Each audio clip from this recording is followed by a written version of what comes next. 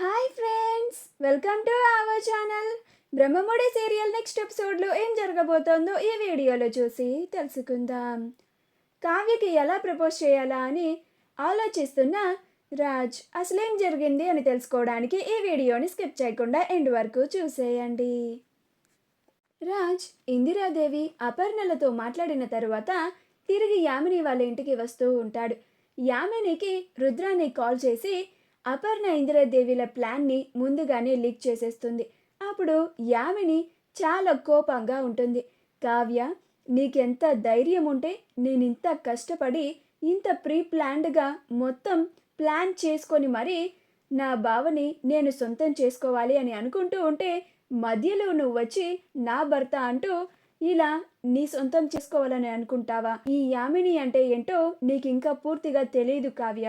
నువ్వు ఎవరినైతే నా భర్త అని అనుకుంటున్నావో, ఎంతలాగా నీ భర్తకి దగ్గరవ్వాలి అని అనుకుంటున్నావో, నీ భర్త చేతే రేపు నీకు ప్రపోజ్ చేసేలాగా చేయించుకుంటున్నావో, అలాగే అతి తొందరలోనే నీ భర్తకి గతం గుర్తుకు వచ్చేలా చెయ్యాలి అని అనుకుంటున్నావో, అతనే నిన్ను చూస్తేనే అసహ్యించుకునేలాగా చేస్తాను. నీకు రాజ్ని పూర్తిగా దూరం చేసేసి నా సొంతం చేసుకుంటాను. అతి వీలైనంత తొందరలో రాజ్కి నీపైన ఉన్న అభిప్రాయాన్ని మార్చేస్తాను. నీపైన పూర్తిగా విషాన్ని నింపేస్తాను. ఇక మీ ఇంటి మొహం కూడా చూడకుండా చేస్తాను అని అనుకుంటూ ఉంటుంది. కానీ ఏం చేసి రేపు రాజ్ ఆ ఇంటికి వెళ్లకుండా ఆపాలి అని ఆలోచిస్తూ ఉంటుంది. అలా ఎంతసేపు ఆలోచించినా కానీ తనకి సరైన ఆలోచనలు ఏవీ రాకపోవడం వల్ల ఇంక కోపం బాగా పెరిగిపోయి చుట్టుపక్కల ఉన్న వస్తువులన్నిటినీ తీసి నేలకేసి కొడుతూ ఉంటుంది. ఆ సౌండ్కి యామిని వాళ్ళ అమ్మ నాన్నలు ఇద్దరూ వస్తారు.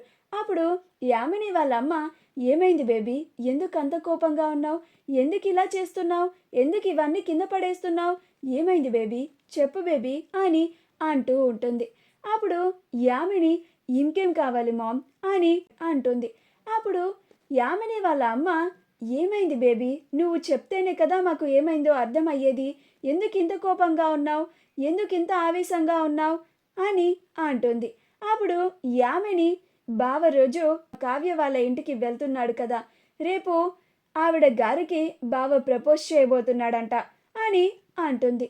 ఆ మాట వినగానే వైదేహి అలాగే యామిని వాళ్ళ నాన్న ఇద్దరు ఆశ్చర్యపోతారు. అప్పుడు యామిని వాళ్ళమ్మ, ఏంటి బేబీ నువ్వు మాట్లాడుతుంది? అల్లుడు గారు ఆ కావ్యకి ప్రపోజ్ చేయడం ఏంటి అని అంటుంది. అప్పుడు యామిని వాళ్ళ నాన్న, తన భార్య ఎవరో గుర్తుకు వచ్చేసినట్టుంది అల్లుడు గారికి అని అంటాడు. అప్పుడు యామిని, ఏంటి డాడ్ నువ్వు, నేను ఇంత కోపంలో కూడా నువ్వు ఆ కావ్యకే సపోర్ట్గా మాట్లాడుతున్నావు. నేను అసలు నీ కన్న కూతురునే కదా, నా సంతోషం గురించి నువ్వు ఆలోచించవా అని అంటుంది. అప్పుడు యామిని వాళ్ళ నాన్న, అమ్మ యామిని, నువ్వు సంతోషంగా ఉండడమే కావాలి, అలా అని పక్క వాళ్ళ సంతోషాన్ని దూరం చేసి అది నీ సంతోషంగా నువ్వు భావించకూడదమ్మా అని అంటాడు. అప్పుడు యామిని, డాడ్, నేను మీ సంగతి తర్వాత చెప్తాను, ముందు బావ రేపు ఆ ఇంటికి వెళ్లకుండా చేయాలి, ఆ కావ్యకి ప్రపోజ్ చేయనివ్వకుండా చేయాలి అని అంటుంది. అప్పుడు వైదేహి, ఇప్పుడు నువ్వేం చేయాలనుకుంటున్నావు బేబీ, అయినా పరిస్థితి ఇంతవరకు వచ్చే వరకు ఏం చేస్తున్నావు నువ్వు అని అంటుంది. అప్పుడు యామిని, నేను ఏదో ఒక రకంగా బావని ఆ కావ్యని దూరం చేయాలని నేను ప్రయత్నిస్తూ వస్తూనే ఉన్నాను. కానీ నా ప్లాన్స్ అన్నీ ఫెయిల్ అయిపోతున్నాయి. అందుకే ఈసారి వేసే ప్లాన్ అస్సలు ఫెయిల్ అవ్వకూడదు. ఫెయిల్ అయితే మాత్రం నేను చాలా నష్టపోవాల్సి ఉంటుంది మామ్ అని అంటుంది. అప్పుడు వైదేహి, ఇప్పుడేం చేయాలనుకుంటున్నావు బేబీ నువ్వు అని అంటుంది. అప్పుడు యామిని, బావ వచ్చిన తర్వాత నువ్వు డాడీ కలిసి బావని ప్రశ్నించాలి మామ్ అని అంటుంది. అప్పుడు వైదేహి, అలాగే యామిని, రామ్ వచ్చిన తర్వాత నేను మాట్లాడి మొత్తం తెలుసుకుంటాను. అసలు రామ్కి నిన్ను పెళ్లి చేసుకోవడానికి ఏమన్నా ప్రాబ్లం ఉందా అని డైరెక్ట్గా మొహాన్ని అడిగేస్తాను అని అంటుంది. అప్పుడు యామిని, నువ్వు బావతో మాట్లాడేటప్పుడు చాలా జాగ్రత్తగా మాట్లాడాలి మామ్. బావ ఆ కావ్యకి ప్రపోజ్ చేస్తున్నాడన్న విషయం మనకి తెలిసిపోయిందని బావకి అస్సలు ఏం మాత్రం కూడా డౌట్ కూడా రాకూడదు అని అంటుంది. అప్పుడు యామిని వాళ్ళమ్మ నేను చూసుకుంటాను కదా బేబీ అని అంటుంది. ఈలోగా రాజ్ ఇంటికి వస్తాడు. అప్పుడు యామిని మామ్ బావొచ్చినట్టున్నాడు అని అంటుంది. అప్పుడు వెంటనే ముగ్గురు హాల్లోకి వెళ్ళి రామ్ తన గదిలోకి వెళ్ళిపోతూ ఉంటే అప్పుడు వైదేహి అల్లుడు గారు అని పిలుస్తుంది. అప్పుడు రామ్ చెప్పండి ఆంటీ అని అంటాడు. అప్పుడు యామిని వాళ్ళ అమ్మ అల్లుడు గారు కొద్ది రోజుల నుంచి మీ ప్రవర్తన గమనిస్తూ వస్తున్నాము. మాకు మీ ప్రవర్తనలో ఏదో మార్పు వచ్చినట్లుగా అనిపిస్తుంది. కొంచెం వింతగా ప్రవర్తిస్తున్నారు. మీరు మా యామినిని అసలు పట్టించుకోవడమే లేదు. మీరు తొందరలో మా యామినిని పెళ్లి చేసుకోబోతున్నారు. ఆ విషయం మీకు గుర్తుంది కదా అని అంటుంది. అప్పుడు రాజ్ అదేంటంటీ అలా అంటున్నారు? యామిని నాకు పెళ్లి శుభలేఖను కూడా చూపించింది. పైగా ఆ శుభలేఖలన్నిటినీ రిలేటివ్స్కి కూడా పంచుతున్నానని కూడా చెప్పింది. ఇక మా పెళ్లి గురించి అలా ఎలా మర్చిపోతాను అని మర్చిపోయే విషయమా అది అని అనుకుంటూ ఉంటాడు. అప్పుడు యామిని వాళ్ళ అమ్మ మీరు మరి ఎందుకని రోజు ఏదో ఒక పని అని చెప్పి బయటికి వెళ్ళిపోతున్నారు? మీరు మా కూతురితో అసలు టైమే స్పెండ్ చేయడం లేదు. త్వరలోనే మీ పెళ్ళి కాబోతోంది కదా, ఇలా చేస్తే ఎలాగల్లుడు గారు? నిజం చెప్పండి. మీకు మా యామినిని పెళ్లి చేసుకోవడానికి ఏదన్నా ప్రాబ్లమా?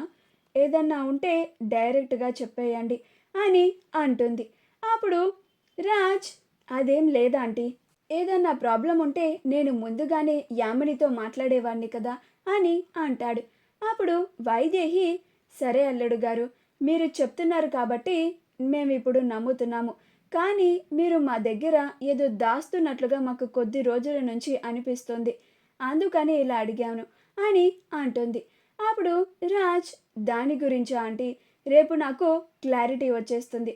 అప్పుడు నేను మీకు ఇంకా క్లారిటీగా చెప్తాను. అప్పుడు మీకు కూడా ఇంకా క్లారిటీ వస్తుంది అని తన గదిలోకి వెళ్ళిపోయి కావ్య గురించి ఆలోచిస్తూ కావ్యకి ఎలా ప్రపోజ్ చేయాలా, ఎలా ప్రపోజ్ చేస్తే కావ్య ఇంప్రెస్ అవుతుంది, తనకి ఓకే చెప్తుంది, వాళ్ళ పెళ్ళికి ఒప్పుకుంటుంది అని ఆలోచిస్తూ ఉంటాడు.